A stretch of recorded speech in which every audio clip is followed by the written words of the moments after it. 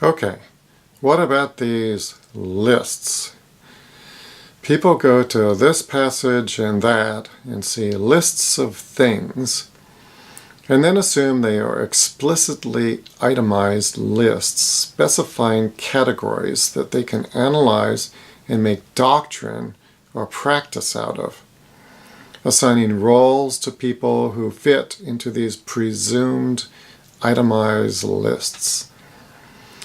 In reality, I will prove to you that these are each just examples of things to illustrate more general points being made in Scripture, which isn't to make a list. Then you will be set free from bondage to gift lists, offices, and enfold ministries. Here are the lists. Romans 12, 6 through 8 cites prophecy, serving, teaching, exhortation, generosity, leadership, and mercy. That's 7 things.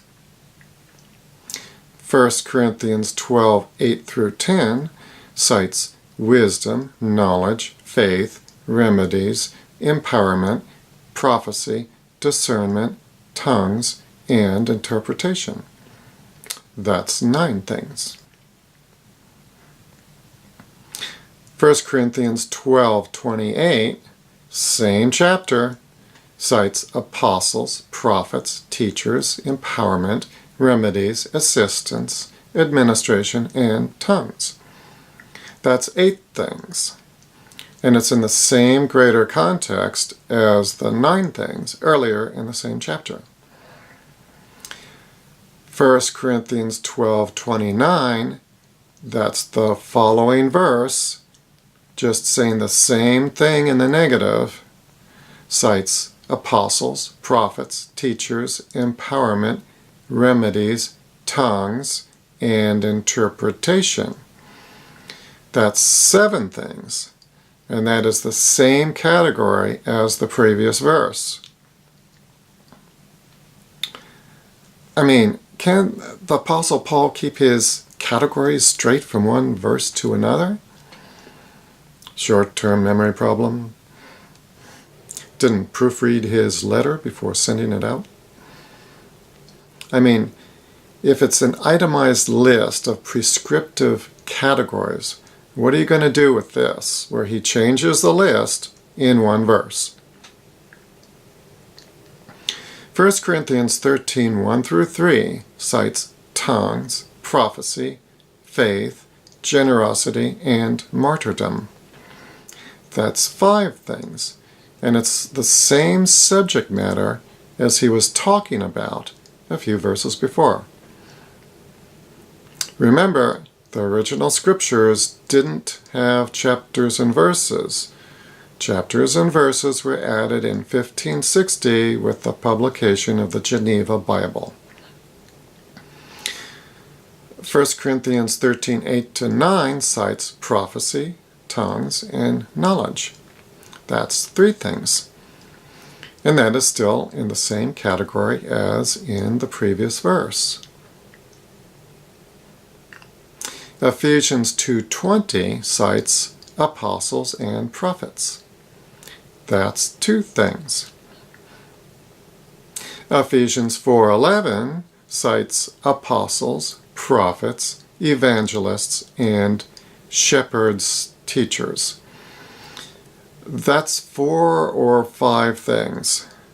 Grammatically 4, since it connects the shepherds with the teachers. But whatever. Notice in Ephesians 4:11 the lack of any language using the words office, something fold, or even, quote, some to be, unquote. The verb some would be tenes, and the verb to be would be eni. Tenes eni. Not in there. Look and see for yourself.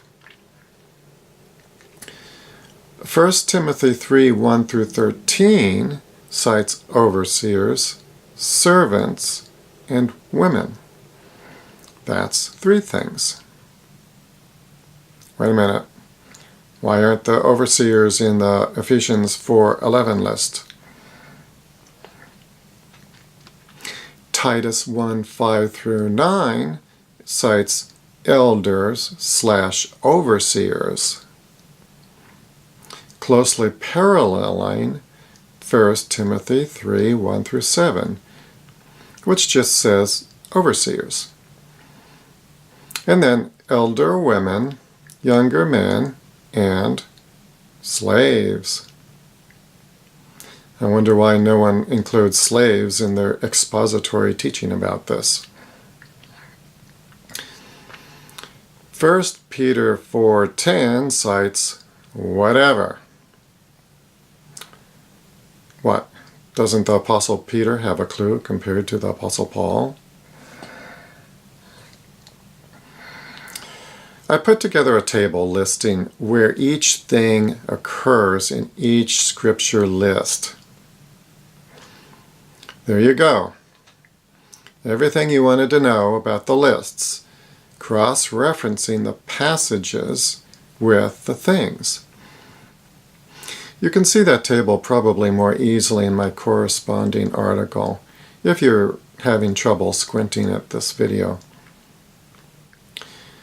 Notice that the numbers change even in the course of one verse, as in 1 Corinthians 12:28 and 29. And the so-called gifts are blurred with the so-called offices and the so-called infold ministries in other lists. Then, even the assignments of individual items are not distinct either. 1 Timothy 3:1 talks about being in a position of having oversight. Okay, that's what elders are supposed to do. Compare 1 Timothy 3:1 through 7 with Titus 1:5 through 8. Or see 1 Peter 5:1 to 2, which shows that elders are supposed to shepherd as overseers. Shepherding, i.e. pastoring, is also what overseers do. See Acts 20:28. So, what is the official office then? Note that the Greek word for pastor is just the common word for shepherd, and is only ever translated as pastor once in Ephesians 4:11. I have a separate video on that one. By the way, make sure also to read my article, Religious Words That Shouldn't Be Religious. You can see that I have used the generic meanings of the individual words instead of the religious labels in each case in my items here. Apostle, see my video on that one, is anyone commissioned or sent off on a mission. Evangelist is just a bearer of good news. Deacon is just a religious label for a word that just means servant. Pastor is a religious label for a word that just means shepherd. Bishop is just an archaic religious translation for overseer, and so on.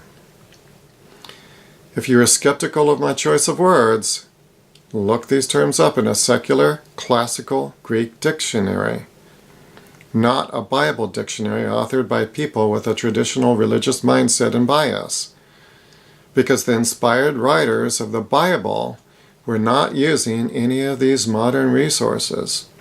They were writing in common Greek. Notice that there are no preachers or preaching in any of these lists. Yet you hear people saying that they are called to preach, or talk about this, quote, preacher, unquote, or that. But that's not in the Bible. That's just a religious word translated from a common word that means to herald or proclaim anyway, which is what Jesus told us all to do. Congratulations! You have been commissioned by Jesus to preach the gospel. Mark 16:15 says so. Here's a funny illustration I created using some photo editing. In 1 Corinthians 12, the chapter that many use to say that there are 9 spiritual gifts.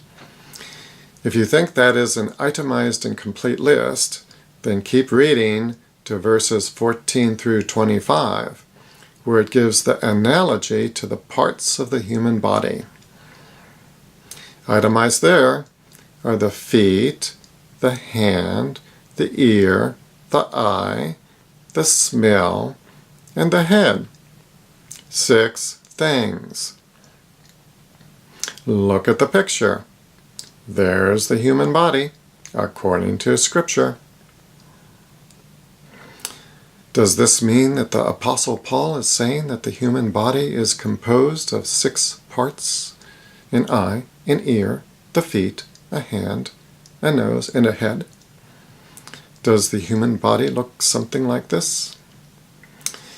So you say, this is missing lots of human body parts, like the mouth, neck, torso, arms, legs, and so on. Well, not according to Scripture.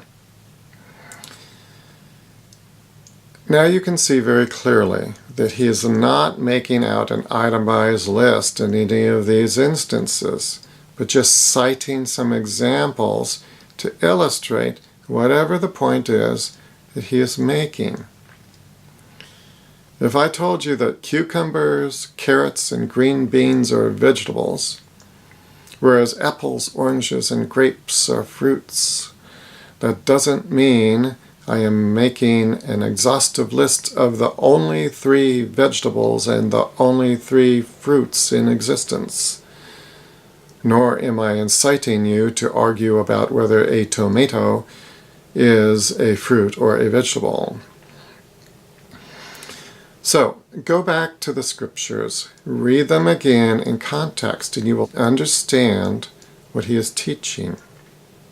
Romans 12 and 1 Corinthians 12, working together as one unified body. 1 Corinthians 13, without love it is nothing. Ephesians 2:20, built on the foundation of those commissioned and those revealing beforehand. Ephesians 4, being built up to unity in the faith and equipped. 1 Timothy 3 and Titus 1, with leaders and designated contributors who are mature and beyond reproach. And 1 Peter 4, whatever you do, according to his grace and his strength, is for the glory of God.